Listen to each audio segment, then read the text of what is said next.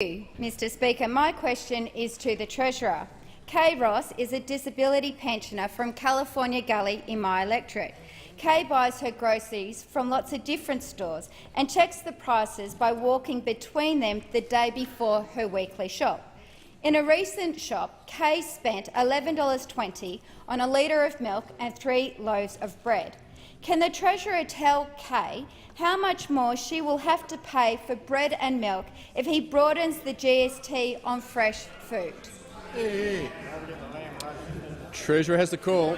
Well, again, Mr Speaker, I thank the member for the question. The government has no such proposal to do what the member is suggesting. So, Mr Speaker, there are many issues that are being canvassed and considered as part of the discussion that is being having on tax, and the government has no such proposal. Any issues that might be raised or determined by the government would certainly be put well to the Australian people, and we would ensure, Mr Speaker, that they would have the opportunity to make the real comparison between those on this side of the House when it comes to economic management and our plans for jobs and growth and our ability to deliver those plans, and those opposite, Mr Speaker.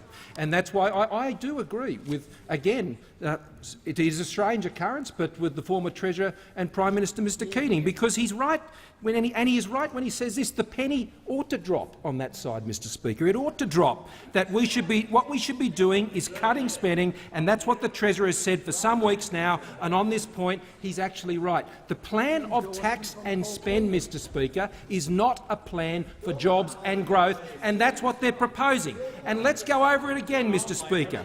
Over the budget and forward estimates for the benefit of the member for Fraser, Labor's proposals to increase taxes is $7.6 billion. $7.6 billion. Their savings proposals over that on the 15-16 budget is $1.25 billion, Mr Speaker. That's it. That's it.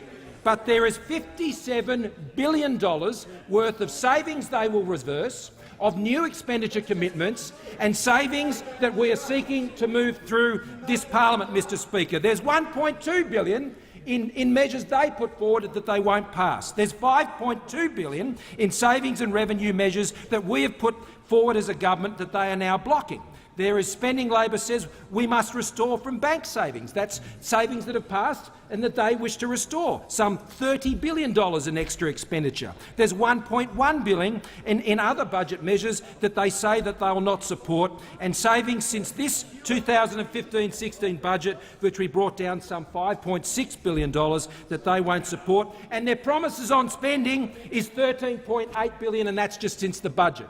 And the savings, which is a minuscule amount of the broader budget changes they're proposing, because their revenue measures, their increased taxes, some $7.6 billion, even when you put their higher taxes together with their minuscule savings, they still don't even qualify to cover the promises they've made since just May. Now, Mr Speaker, we saw them do this in government. They have learned absolutely nothing. The penny should drop on that side, Mr Speaker, that tax and spend and borrow does not generate jobs and growth.